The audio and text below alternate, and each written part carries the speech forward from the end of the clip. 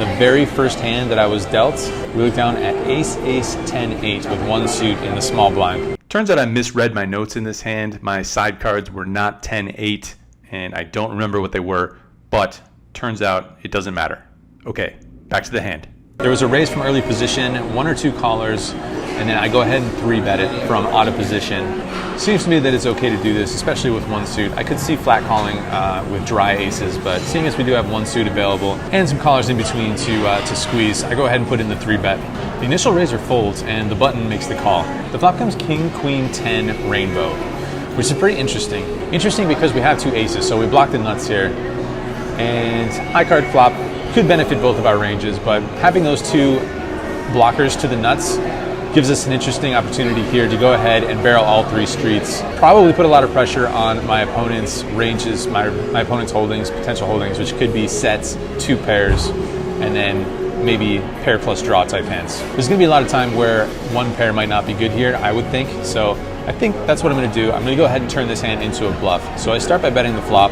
My opponent makes the call. So already we kind of know what's gonna shape up here in this situation. We're probably just gonna have to barrel and throw in all the barrels to get the job done here.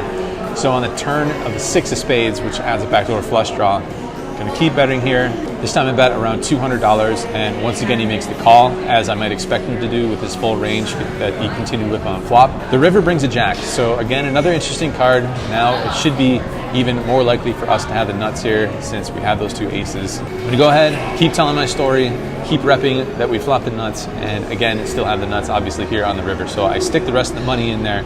It's not that much, but I would expect my opponent to have to fold all of his hands unless he improved to the nuts on the river.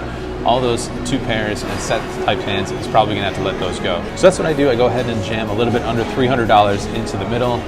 And unfortunately, my opponent snap calls because he does in fact river the nuts with ace, king, something, something. Can't unfortunately tell you what the other 2 cards were, but he did turn the flush draw, which makes sense, allowed him to continue on the turn. And if he doesn't improve there on the river to the nuts, obviously we're gonna get the job done, I would have to imagine. But called us down, maybe potentially a little bit lightly, but flop top pair, top kicker with a gutter ball on the flop and backdoor nut flush draw. Works out for him. And maybe I got a little bit carried away there. Maybe I should just shut down on the river. I don't know, having those 2 blockers in my hand makes me want to just go for it, and it doesn't work out this time. Next hand, there could be some decent chance that I completely screwed it up, but what else is new? You know, that happened in No Limit. It's going to happen in PLO, if not more so. So there's a straddle line in this hand at $10. The under the gun player makes it 30. Once again, believe it or not, we're looking down at pocket aces.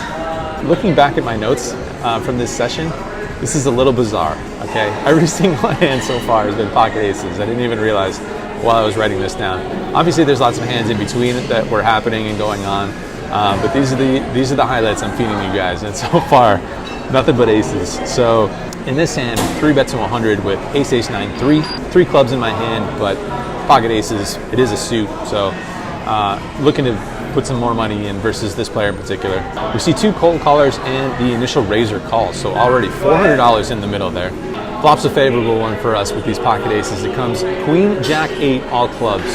So we flop the nuts. Since we have the 9 of clubs in our hands, we block the straight flush, so best hand in our possession. There's 2 checks, and I decided to make a small c-bet. Maybe just try and derive some value from this hand and try and squeeze out a little bit of value. It's going to be tough to get a ton of value, I think, here unless someone has king high flush or flop at the top set. So after betting 125, there's 1 call behind me. And then back to the initial raiser, who makes it 425 to go. 300 on top of my bet. Tough to try and discern what hands he might be doing this with, but I think it has to be more likely a strong flush than it would be a set or 2 pair, because there's not too much reason to raise those types of hands. It seems like those types of hands would be more likely and more inclined to take the cheap price being afforded on the flop to try and improve, especially a set, because there's both flushes and a straight available. So I just go ahead and flat call here, and again, not really sure if that's the best option, but that's what I choose, and 1 player behind me makes the call. So the pot is building already, and 3 ways to a turn card, which comes a brick, mostly. It's a 6 of clubs. So now 4 clubs on board, but obviously we still have the nuts here. And the initial raiser checks it over to me now. So I think it's time to go ahead and go for some value here, because it seems like the small blind is very likely to have a set here and is drawing. Pot is pretty sizable.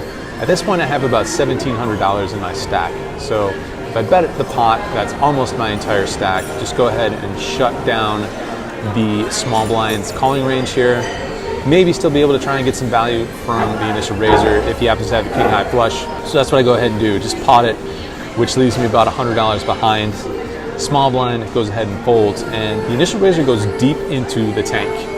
Eventually he decides, after counting my stack down, the entire stack, decides to let it go. He makes the fold, and if I knew he had the king high flush, obviously I would have preferred a call since he's drawing dead there, but no complaints about a nice sizable pot. We do shut out the small blind who had some equity in the hand. Happy to take that one down as it was. All right, next interesting hand that actually isn't pocket aces. There's some action in front of me. There was a raise and a couple calls, and I looked down at ace, king, queen, queen, one suit to the ace. So again, nice premium looking hand here. I 3-betted out of the big blind, and we see 2 callers. Flop comes ace, 6, 4, rainbow. So I'm gonna go ahead, I think, and bet pretty much my entire range here on ace high flops, especially in a 3-bet pot. I size it down a little bit since fairly dry board, no flush draws, and sure there's some straight draws available, but shouldn't be too much to worry about. So I bet $160, which could be on the small side, but maybe not so bad. Both players, interestingly, make the call. The turn is a 4 of diamonds, backdoor flush draw on board now. I keep my sizing pretty small again, so it's something I might do if I have to have pocket aces here and fill up on the turn. I bet $160 because I don't think many hands will want to continue drawing to straights now that there is a pair on the board and I could very easily have pocket aces in this situation. The first player calls and the second player folds. So we're off to a river card heads up, which is an offsuit king. Should be a pretty good card. We now beat ace 6. We beat pretty much everything other than some sort of 4. So with that in mind, I decided to check it since there could be a lot of missed draws out there. Don't think we can get too much value from worse in this situation anyway. So I check it over to him, and he doesn't have too much money left in his stack. He goes ahead and he jams it all in. It's only a little bit over $300, and I don't think I have much choice in this situation either way. Seems like a pretty straightforward call due to the size of the pots. So I go ahead and make the call, and unfortunately my opponent shows us ace 4, flop 2 pair, turn boat, and kind of a cooler there the entire way, especially on the river after we improved to top 2 pair. Don't think there's gonna be too much I can do in that situation. Maybe somehow, no, I was gonna say maybe find a fold versus some players, but I doubt it. I don't see how that's ever gonna be possible. So it just seems like kind of like a situation where you're automatically forced to lose some money. And that's kind of the way I look at it. Thankfully, my opponent didn't have too much more money behind on the river. Gonna have to call a pretty sizable bet there no matter what, I think, on the river. All right, one more interesting hand from this PLO session of madness. There's a player who was playing a very high frequency of his hands. He goes ahead and opens it once again. He makes it 20 to go. There's a call on my right. I'm on the button. I look down at ace, queen, 10, 6, double suited. Pretty sure this is a hand that I want to put in a 3-bet. I'm in position against a player that's opening a ton of hands. There's a cold caller, and we can put in that squeeze with a very premium, very pretty hand. So that's what I do. $80 to go. The big blind cold calls, and the initial raiser makes the call. Player on my right folds. So we're going 3 ways to a flop here. 10-9-3 rainbow. Backdoor nut flush draw available for us. Flop ourselves top pair, top kicker with some good run out potential. And I think I want to go ahead and protect my top pair here. So I go ahead and put in a bet. I make it 175, and the big blind makes the call. The turn is a 4 of diamonds, which brings up a backdoor flush draw once again. He checked it to me, and this is one of those interesting spots where I'm not exactly sure what's best to do here.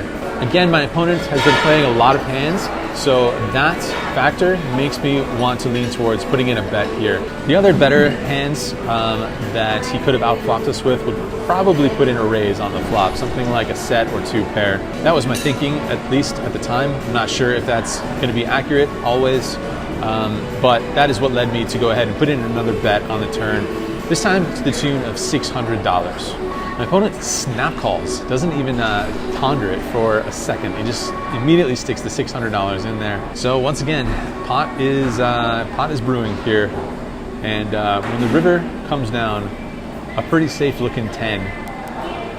I'm a little bit relieved, and even though my opponent goes ahead and bets $700, which I guess you could maybe consider putting in a raise here. It didn't really occur to me too much, just because I think in the moment I wasn't exactly positive whether or not I had the best hand, but once that 10 comes on the river, it seems like we should almost always have the best hand here, because if he somehow turned 2-pair with, say, a 10-4 in his hand, something like that, it seems like we would have seen a check raise there on the turn. So I think I sort of autopiloted and just make the snap call there on the turn rather than thinking about it and consider putting in a raise. But it's a safe run out. It's a very safe run out for me. I just go ahead and make the call right away. And he says, really? And is very hesitant to show his hand. So I do my usual thing when a player who is not a regular obviously does not have the winning hand and is kind of reluctant to show. So I just tell him I have a 10 and go ahead and show my ace 10, and sure enough, that's gonna be good to take down this pot. So that one works out.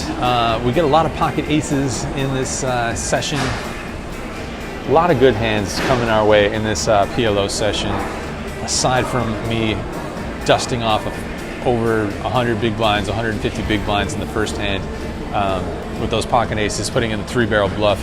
That doesn't work, but a lot of hands work out after that. So we get into this game for about $1,700. We're gonna cash out of this PLO game for $4,400, a little bit more than that. That means we're cashing out a profit from this PLO game to the tune of $2,700.